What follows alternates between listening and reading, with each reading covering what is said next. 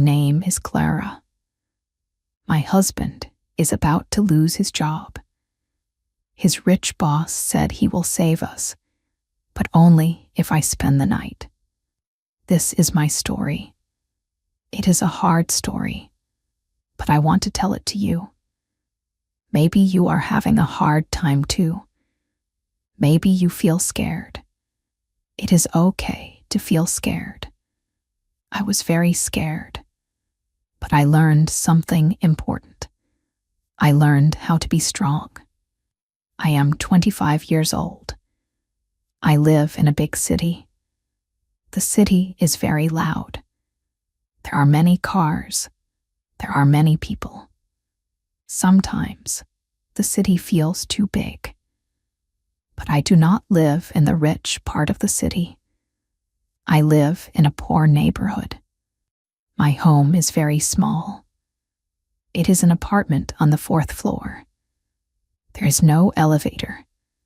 We have to walk up the stairs every day. My legs are always tired, but I like my small home. I keep it clean. I put cheap flowers in a glass of water. I try to make it look nice. I live with my husband. His name is Tom. Tom is a very good man. He is 27 years old. We got married 3 years ago. We were very young. We were very happy. We did not have money, but we had love. I thought love was enough. I thought life was easy. Tom is a quiet man. He does not talk a lot, but he has a kind heart. He always tries to help people. He works very hard. He wants to give us a good life. He wants to buy a house one day, a house with a small garden. That is his big dream. That is my dream too. But life is not easy. Life can be very hard. Tom works at a big company. He works in an office. He looks at a computer all day. He types on the keyboard. He answers the phone. He works very long hours. He leaves the house at 7 in the morning. He comes back at 8 at night. He is always tired. The company is very big. The boss of the company is a very rich man. His name is Mr. Vance. Mr. Vance is not a kind man. He does not care about his workers. He only cares about money. He is very strict. He shouts at people. He makes people feel small. Tom does not like Mr. Vance. But Tom needs the job. We need the money. We have to pay for our apartment. We have to buy food. We have to pay for electricity. Everything is very expensive. The prices go up every day. Our money does not go up. Our money stays the same. A few months ago, things got bad. Very bad. Tom started coming home looking sick. His face was pale. He did not eat his dinner. I made his favorite food. I made chicken and rice. But he did not eat it. He just looked at his plate. "Tom, what is wrong?" I asked him. He shook his head. "It is nothing, Clara, just tired." But I knew it was not nothing. I know my husband. I know when he is worried. His eyes look different. His hands shake a little bit. I touched his hand. His hand was cold. "Please tell me," I said. "We are a team. We share everything." Tom looked at me. His eyes were full of water. He looked like a small boy. He took a deep breath. "Mr. Vance is firing people," Tom said softly. "The company is not making enough money. Mr. Vance is letting 50 people go. He will tell us on Friday." I think I am one of them. My heart stopped. I felt a cold wind in my chest. If Tom loses his job, we have nothing. We have no savings in the bank. We live week to week. If he has no job, we cannot pay the rent. We will lose our apartment. Where will we go? We have no family in the city. We will be on the street. Are you sure? I asked. My voice was shaking. I am almost sure, Tom said. Mr. Vance looks at me with angry eyes. He gave my big project to another man. He does not speak to me. I know it, Clara. I am going to lose my job. I am so sorry. I failed you. He put his face in his hands. He started to cry. My strong, kind husband was crying. It broke my heart. I put my arms around him. I held him tight. No, Tom, you did not fail me. You are a hard worker. We will be okay. We will find a way. I said the words, but I did not believe them. I was terrified. I did not sleep that night. I looked at the ceiling.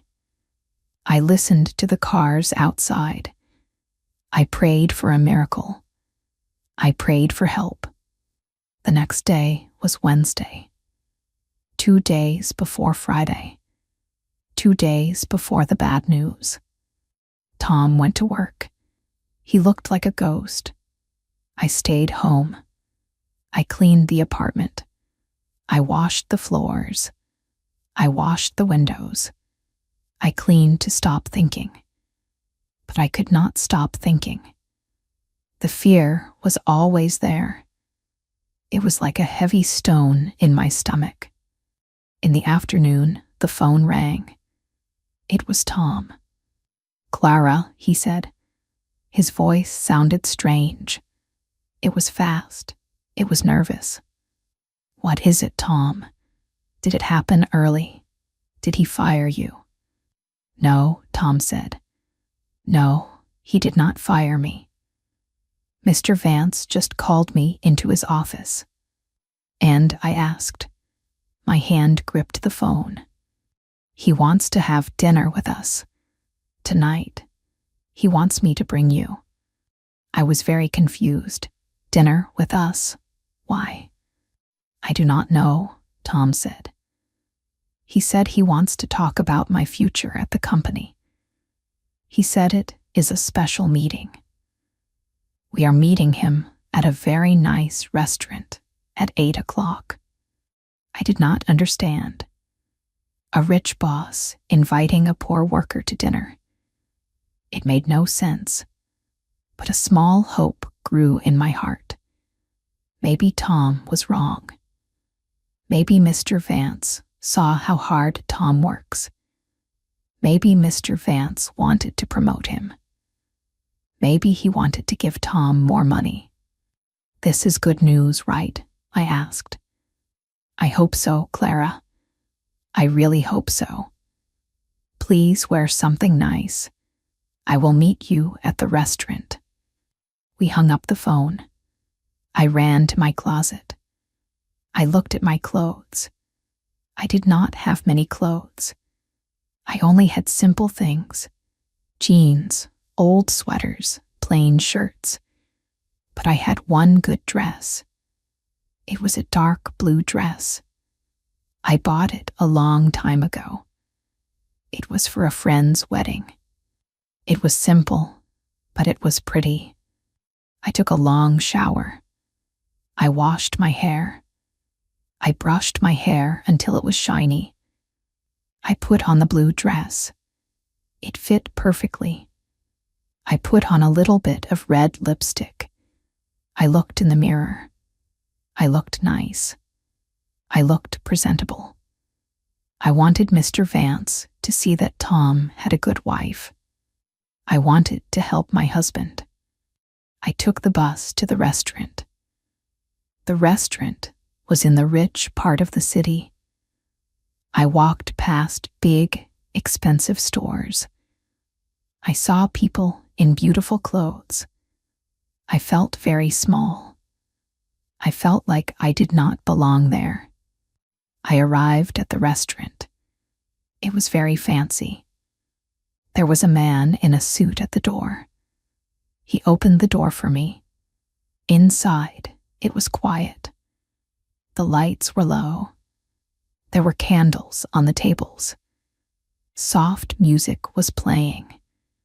It smelled like expensive food and rich perfume. I saw Tom. He was standing near the bar. He was wearing his only suit. It was an old gray suit. He looked nervous. He was playing with his hands. I walked up to him. "You look beautiful, Clara," he said. He gave me a small smile. "Thank you," I said. "Is he here?" Tom nodded. "Yes, he is at a table in the back. Are you ready?" I took a deep breath. "I am ready." We walked to the back of the restaurant. There was a large table in a private corner. A man was sitting there. He was drinking a glass of red wine. He wore a very sharp black suit. He had dark hair and cold, gray eyes. He looked very confident. He looked like he owned the world. This was Mr. Vance. He saw us. He smiled, but the smile did not reach his eyes. It was a fake smile. "Ah, Tom," Mr. Vance said. His voice was deep and smooth. "And this must be the lovely Clara." "Good evening, Mr. Vance," I said. I tried to sound polite. He stood up. He took my hand. He held my hand a little too long. He looked at me from my head to my shoes. His eyes made me feel uncomfortable.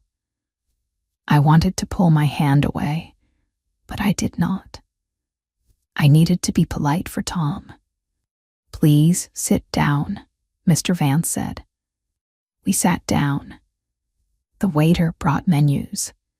I looked at the prices. I almost gasped. One plate of food cost more than our weekly grocery bill. I closed the menu quickly. "Order anything you like, Clara," Mr. Vance said. He was still looking at me. "The steak is very good here." "Thank you," I said quietly. The dinner started. It was very awkward. Mr. Vance talked a lot. He talked about his expensive cars. He talked about his big houses. He talked about his trips to Europe.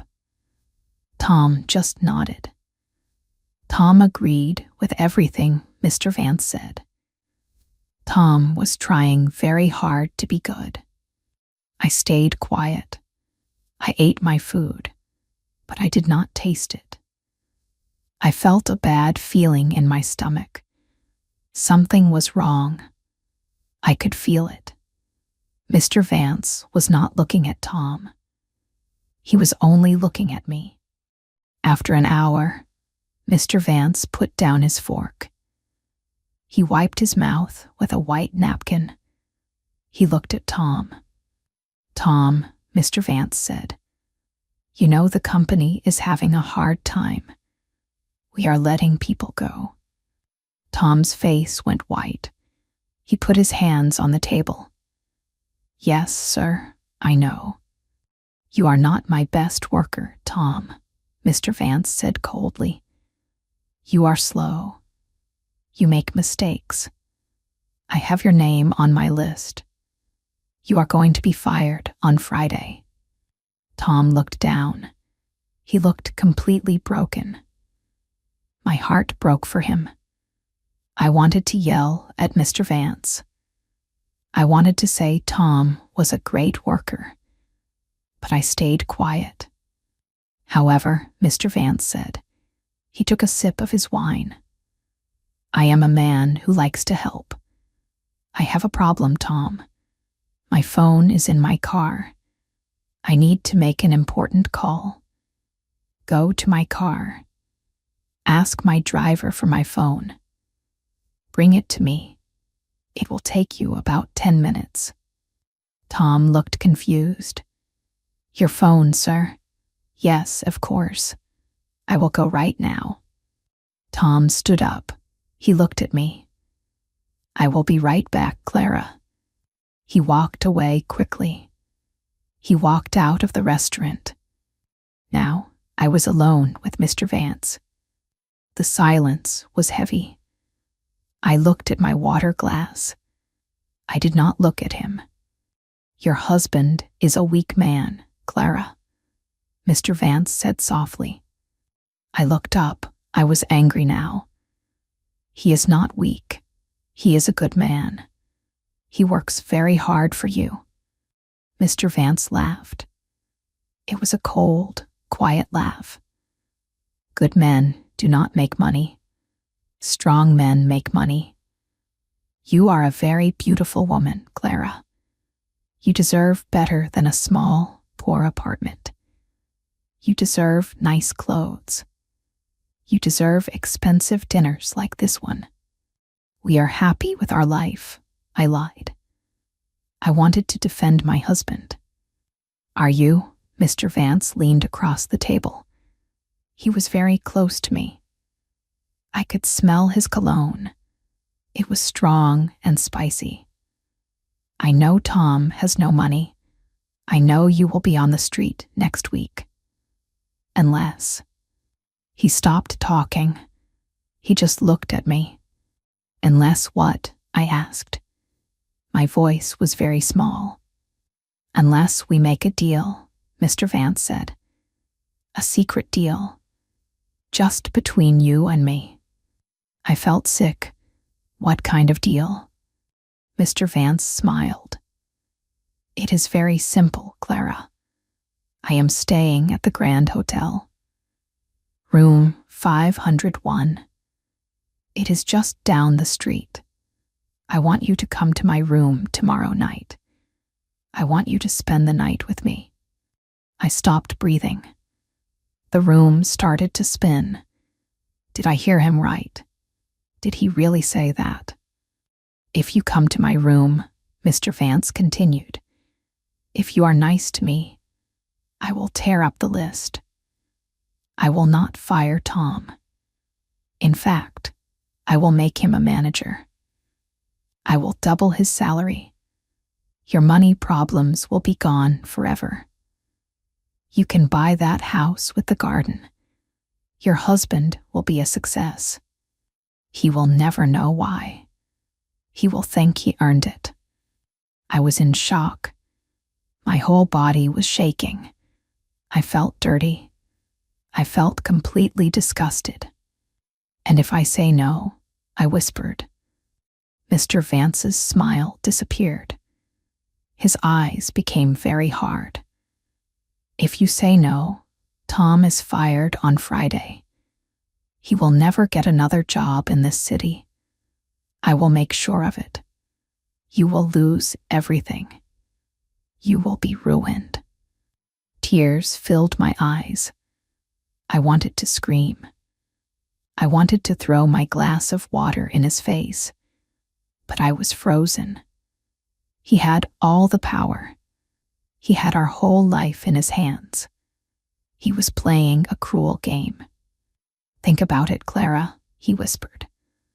One night, just one night of your life, and your husband is saved forever.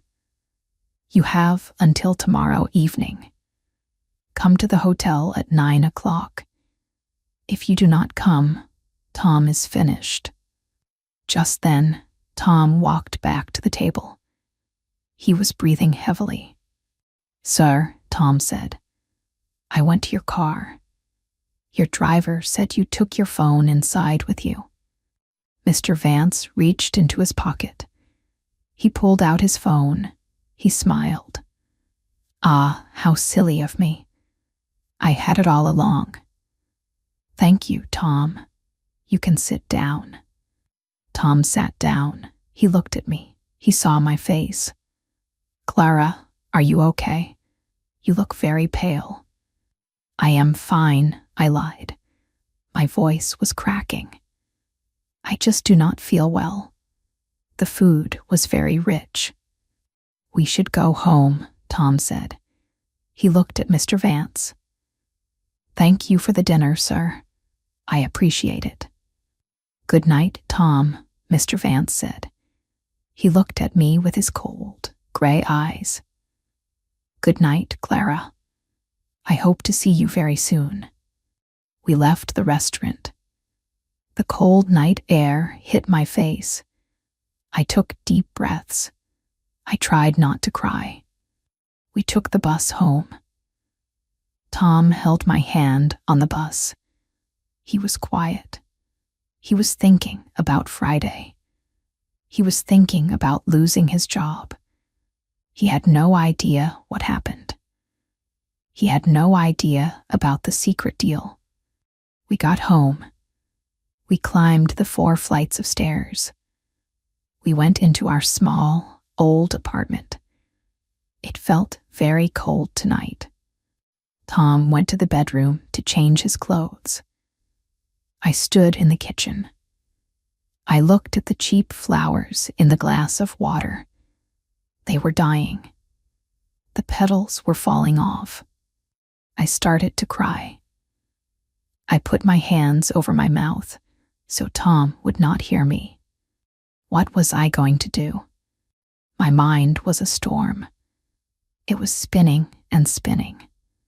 If I spend the night with Mr. Vance, I will save Tom. Tom will be a manager. Tom will make a lot of money. We will buy a house. Tom will be so happy. He will be proud. But I will know the truth. I will carry this dirty secret forever. I will have to look at myself in the mirror. I will have to look at Tom's face, knowing what I did. I will feel like garbage. I will lose my soul. If I do not go to Mr. Vance, I keep my soul. I keep my respect. But Tom loses his job. We lose the apartment. We have no money. Tom will be broken. He will be a failure. He might never recover. It was an impossible choice. It was a cruel, horrible choice. That night, Tom fell asleep quickly. He was exhausted from the stress. I lay next to him. I looked at his face in the dark. He looked so peaceful when he slept. I loved him so much. I loved his kind eyes. I loved his gentle hands. I wanted to protect him from the world. Should I do it? I thought. Should I sacrifice myself for him? I thought about it all night. The clock ticked. 1 o'clock, 2 o'clock, 3 o'clock. I cried until I had no more tears. I thought about my mother. My mother was a strong woman. She raised me alone. She always told me, "Clara, never let anyone buy your self-respect. Money is paper. Your dignity is your life. Without dignity, you are nothing." My mother's words echoed in my head. If I do this, I realized, I am selling my dignity. I am selling our love.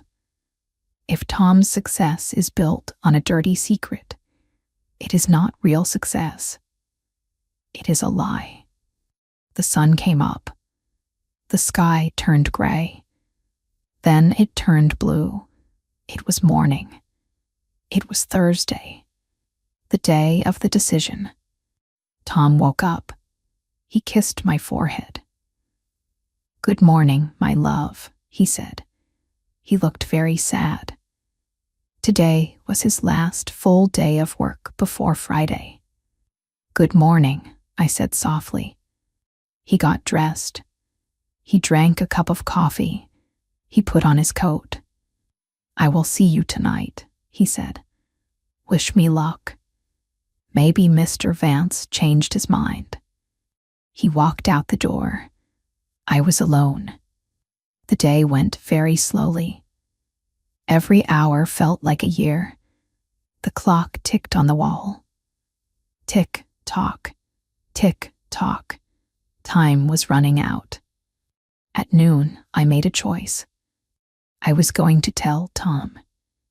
I could not keep this secret. We were a team. We promised to share everything. Good things and bad things. If I kept this secret, I was destroying our team. I had to tell him the truth, even if it hurt, even if it scared him. I waited for him to come home. At 6 o'clock, the door opened. Tom walked in. He looked defeated. His shoulders were slumped. He did not speak to me all day, Tom said quietly. He took off his coat. Tomorrow is the end. I know it. He sat down on the old sofa. He put his head in his hands. I walked over to him. I sat down next to him. I took his hands in mine. I looked into his eyes. Tom, I said. My voice was surprisingly strong. I need to tell you something. Something very bad. He looked at me. He looked worried. What is it, Clara? Are you sick? No, I am not sick, I said. It is about Mr. Vance.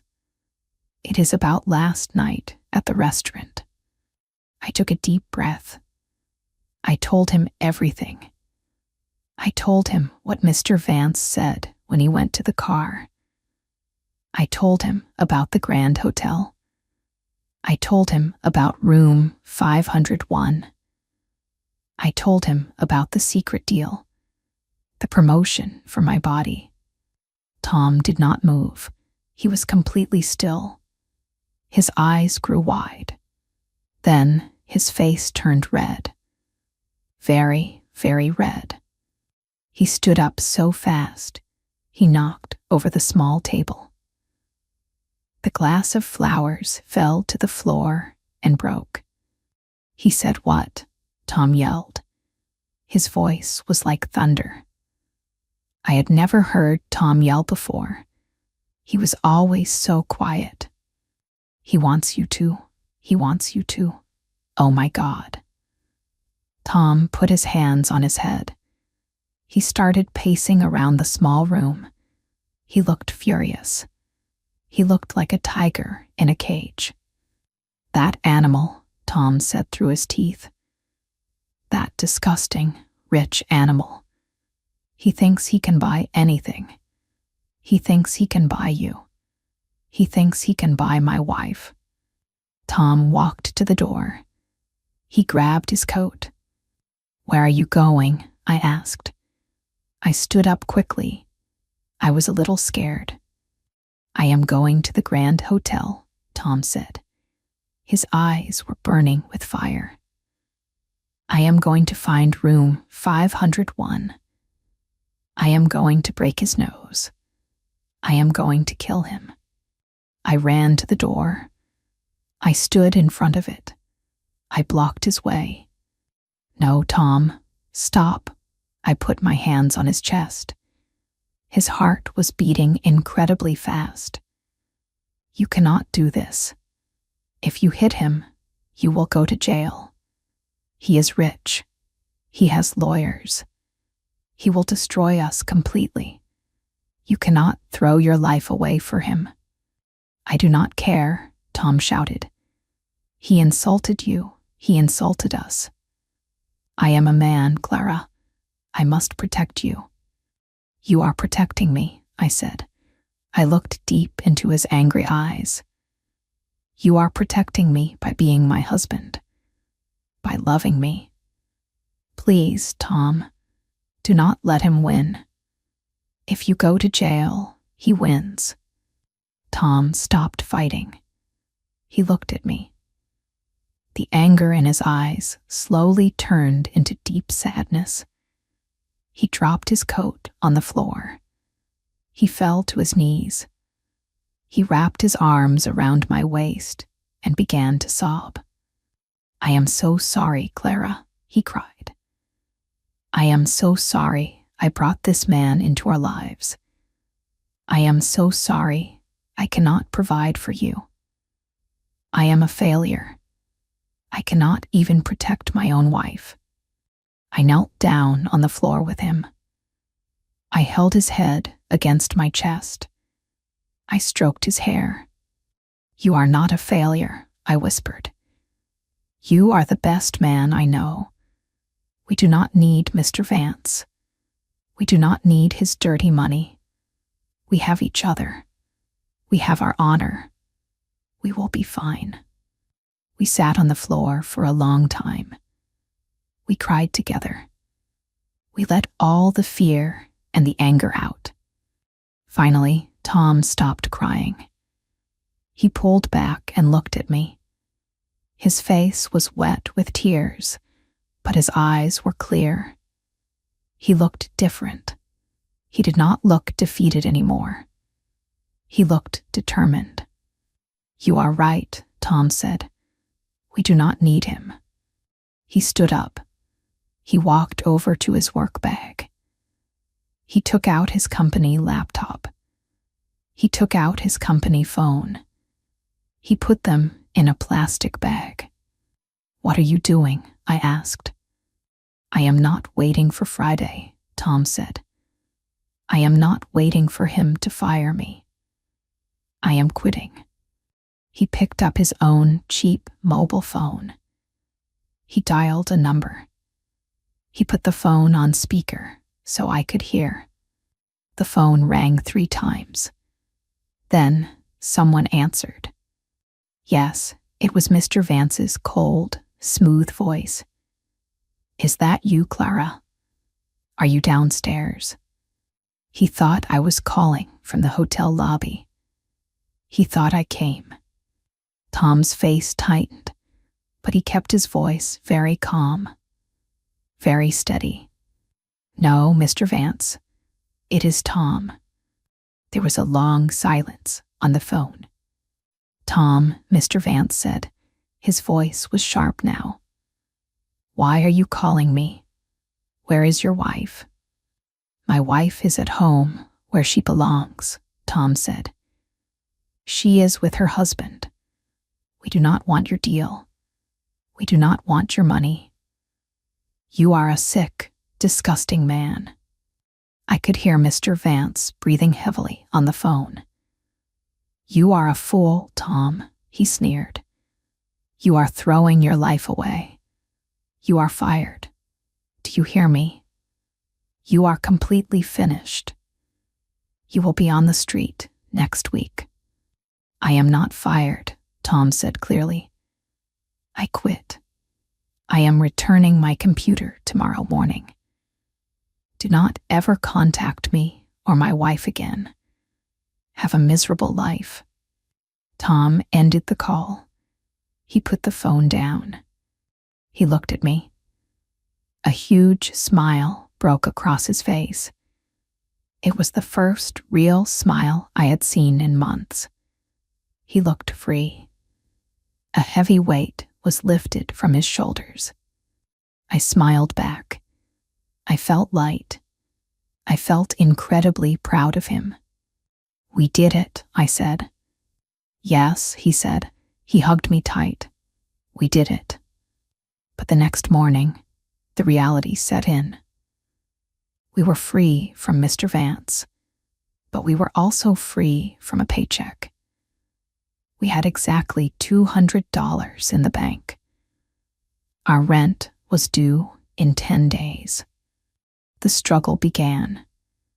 It was harder than I ever imagined. Tom woke up at 6 every morning. He put on his old gray suit. He went out to look for a job. He printed 50 copies of his resume. He walked to every office in the city. He knocked on doors. He handed out his paper. "Hello, my name is Tom. I am a hard worker. Do you have any jobs? Most people said no. Some people did not even look at him. They just took the paper and threw it in the trash. The city is full of people looking for jobs.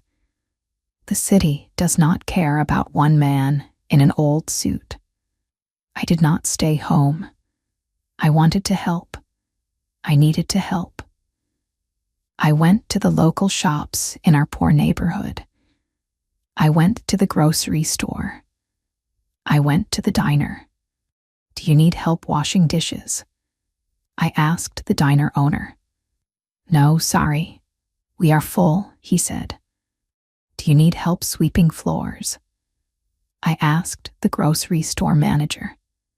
No money for extra help, she said. We came home every night tired and hungry.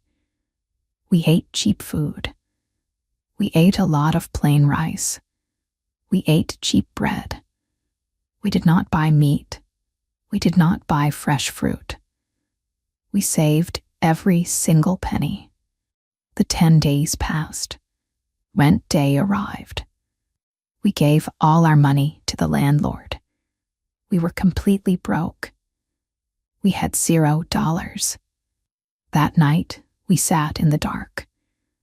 We did not turn on the lights. We did not want to waste electricity. It was very quiet. I am sorry, Clara, Tom whispered in the dark. This is very hard. We are alive, I said. We are together. It will get better.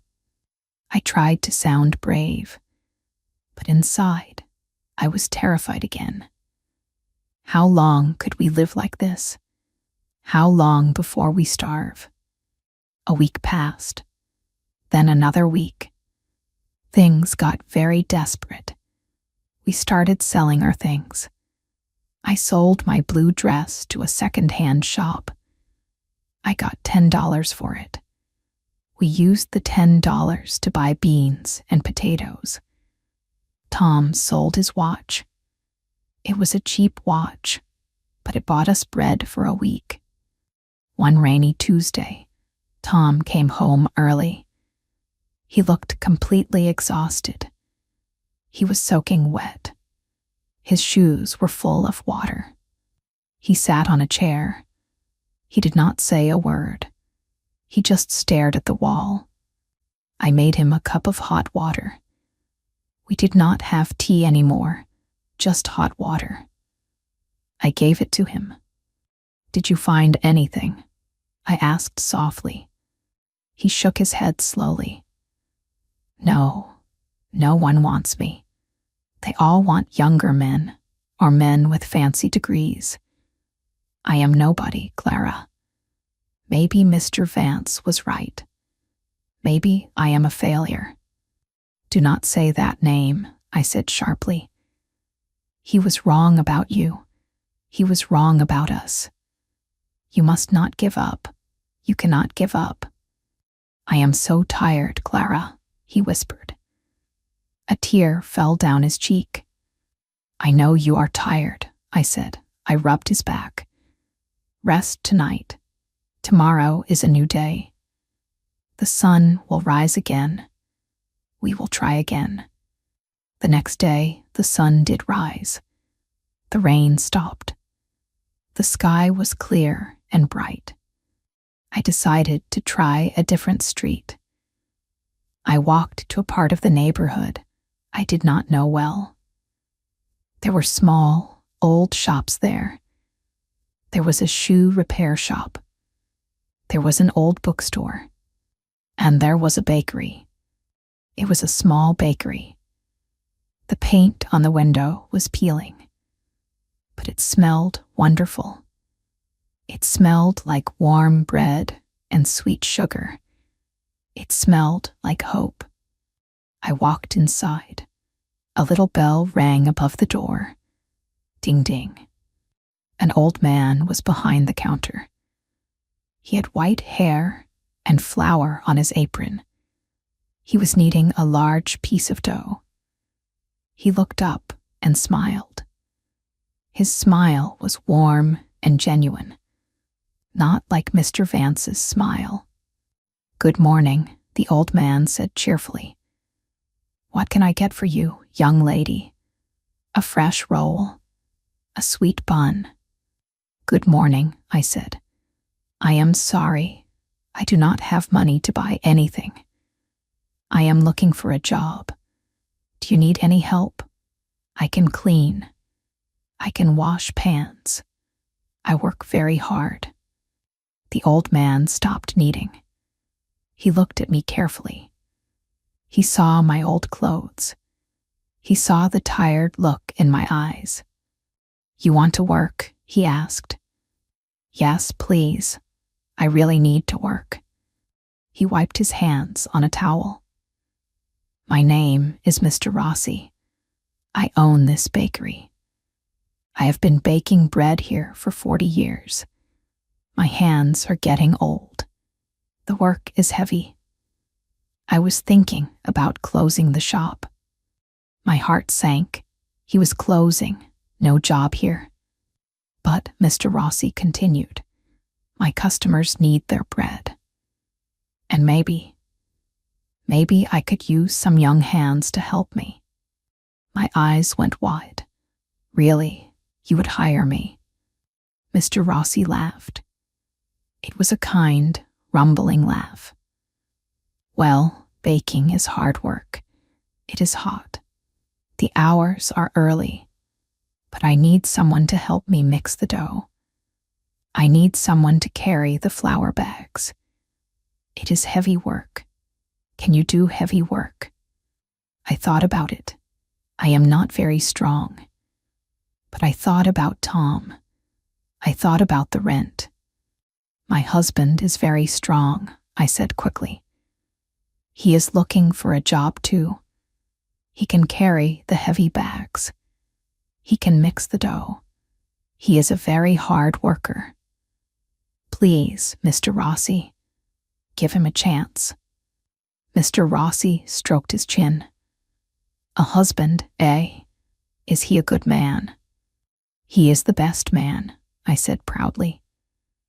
He quit his last job because his boss was a bad man. He stood up for what is right. He is honest and true. Mr. Rossi smiled. "I like honest men. Bring him here tomorrow morning. 5 o'clock sharp. If he can work hard, he has a job." I could not believe it. I wanted to hug the old man. Thank you, Mr. Rossi. He will be here, I promise." But I did not want to leave without a job for myself. "Mr. Rossi," I said, "do you need someone to sell the bread? I can talk to the customers. I can keep the shop very clean."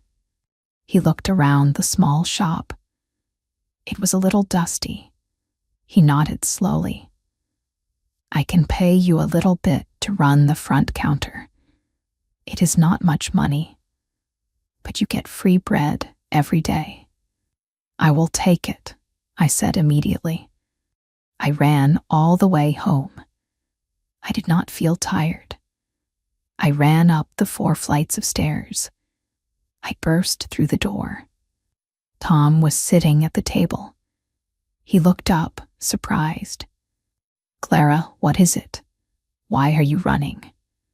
I threw my arms around his neck. "I found a job. No, I found 2 jobs. For both of us." I told him about the bakery. I told him about Mr. Rossi. I told him we had to be there at 5 o'clock in the morning. Tom hugged me so hard he lifted me off the floor. We laughed. We laughed so loudly. It was the best sound in the world. The next morning, it was very dark. The city was asleep, but we were awake. We walked to the bakery together holding hands. It was cold, but we felt warm inside. Mr. Rossi was there. He gave Tom a white apron. He showed Tom how to carry the heavy bags of flour. He showed him how to mix the dough in the big metal bowl.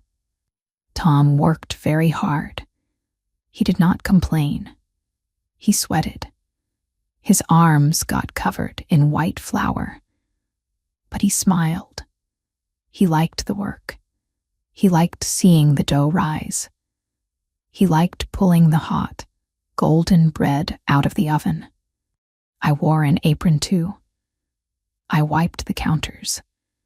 I arranged the breads in the window. I learned the names of the customers. I smiled at everyone who came in. Hello, welcome to Rossi's Bakery. Fresh bread today.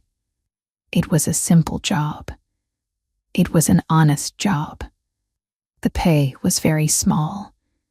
We did not make much money, but we made enough. We paid the rent on time. We bought simple food. And we ate a lot of wonderful, warm bread. Months passed. The seasons changed. Winter turned into spring. The weather got warmer. Tom learned how to bake. Mr. Rossi taught him everything. He taught him how to make sweet cakes. He taught him how to make crusty rolls. Tom had good hands for baking. He was very careful and patient. One day, Mr. Rossi called us to the back of the shop. He looked very serious. I am old, Mr. Rossi said. My legs hurt. My back hurts. I want to rest. I want to go live with my daughter in the country. We felt sad. We loved Mr. Rossi. He was like a father to us. Are you selling the bakery? Tom asked. Mr. Rossi shook his head. No, I am not selling it to a stranger. I want to give it to you. We were shocked. Give it to us? I asked. Yes, Mr. Rossi smiled. You run the shop. You pay me a small rent every month from the profits. The rest of the money is yours. You are good people. You are hard workers.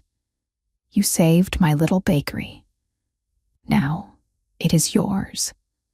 Tom started to cry. He shook Mr. Rossi's hand. He hugged the old man. I cried too. It was the best day of our lives. We became the owners of the bakery. We worked even harder. We painted the walls. We fixed the sign. We started making new cakes. The neighborhood loved our bakery. More and more people came. We started to make real money. Not rich money, not Mr. Vance money, but honest, good money. Money we earned with our own hands. Money we earned with our dignity intact. It has been 2 years since that horrible night at the restaurant. 2 years since Mr. Vance tried to buy my soul. Today, our life is very different. We still live in a small apartment, but we moved to a lower floor. No more climbing 4 flights of stairs. Our home is warm and full of light. I buy beautiful fresh flowers for the table every week. Tom is happy. His face is relaxed. He laughs a lot. He smells like cinnamon and sugar.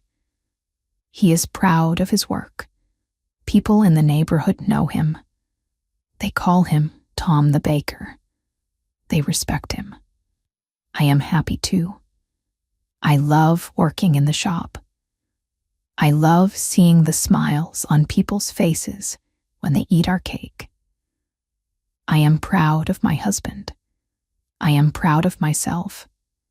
Sometimes I think about Mr. Vance. I wonder if he is still sitting in expensive restaurants, trying to buy people's lives.